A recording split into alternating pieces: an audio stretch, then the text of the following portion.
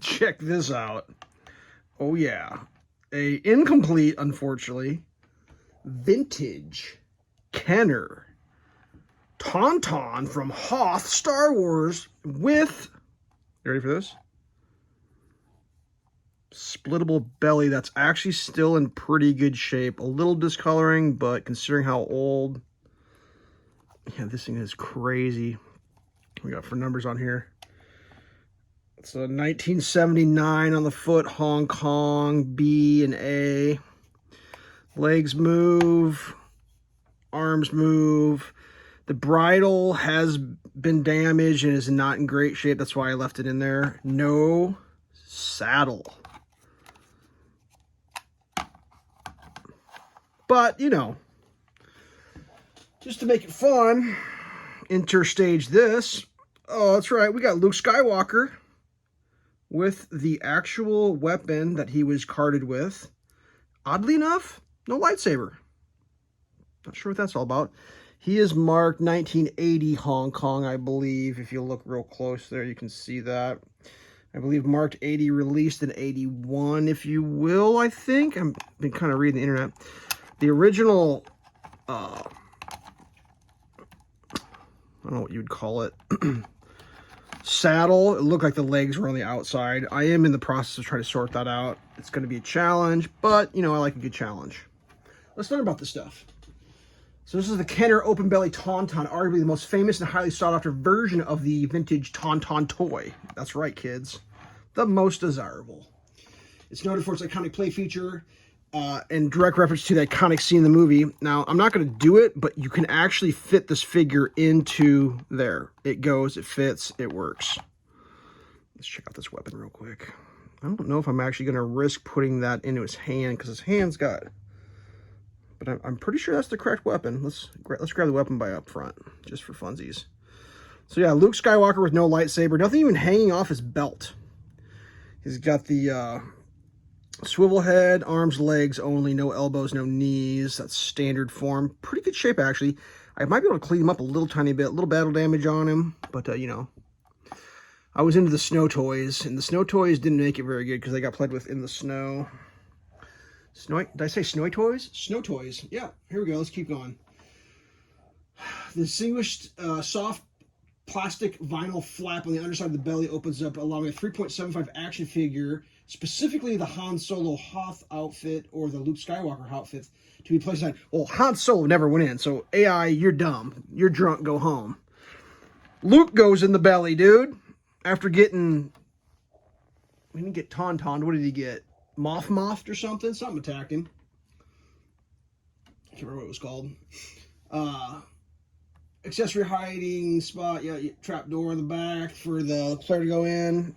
Kind of missed that. If I remember right, that saddle didn't last long at all. I do vaguely remember that being like a disappointing feature of this thing, is that the saddle was pretty lame and pretty weak. It had like a buckle on the bottom, and you had to undo the buckle in order to slice the belly open to place the dude. So it got taken off and on like quite a bit. I think that's what part of its problem was.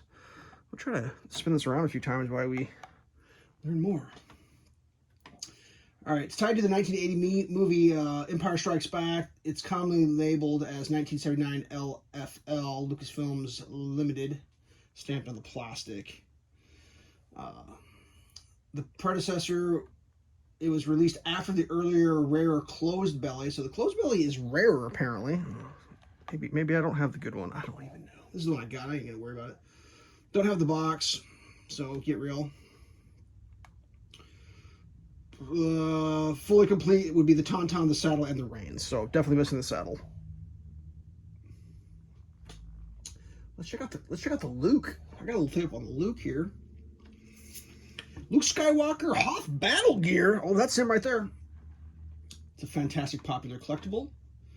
Stamped 1980, first released in 81, was part of the later wave of figures on the 41 back card for the Empire Strikes Back, despite the 80 stamp. Some sources say it was an 82 for wide release. It's 3.75. It's got the 5-point articulation, neck, 2 arms, 2 legs.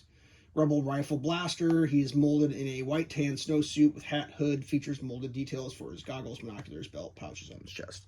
That's right. He's got it all. There was like several different cards: a 41 back, a 50, a 45 back, a 47 back, and an A48 back. I don't even know what that means, but that's what the stupid thing's telling me, so I'm reading it. So yellowing is a thing. This Luke, I guess, is in really good shape. It's very, very little yellowing. Legs are, I think they're just dirty. I didn't clean this thing up. He's been living in a box for about 30-something years.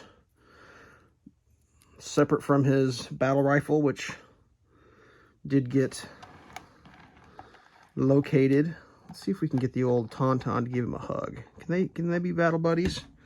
Just have some hugs there. Sculpted variations are for the hard sculpt, more detailed description. Soft sculpt is less detailed, slightly duller look. The version of the figure's face sculpt, although the official character name and tooling year remains the same. So I don't know which one we got. Let's look at the details. Let's go in close. Looks pretty good. Hard to tell. That's a cool toy. Really enjoyed playing with this when I was a kid. Didn't have a lot of Star Wars because you couldn't have everything. So like G.I. Joe was my thing. Got a lot of G.I. Joes. Had a few Star Wars. Unfortunately, the Kenner stuff, the Star Wars Kenner, in my observation, was not built as good as G.I. Joe because most of everything that was Kenner Star Wars is broken to pieces. This Tauntaun is actually in the best condition of any of the Star Wars that I have available to me. Except for obviously missing the saddle, which was just cheap junk. The bridle's pretty bad too. I think I ended up super gluing it where it was broken, so it's very fragile. But yeah, this will stay tuned. There's more Tauntaun video content coming your way, but I decided I'd shoot this up real quick and throw it out there just because, you know, it's cool. Tauntaun! Pretty sweet. All right, 7 minutes.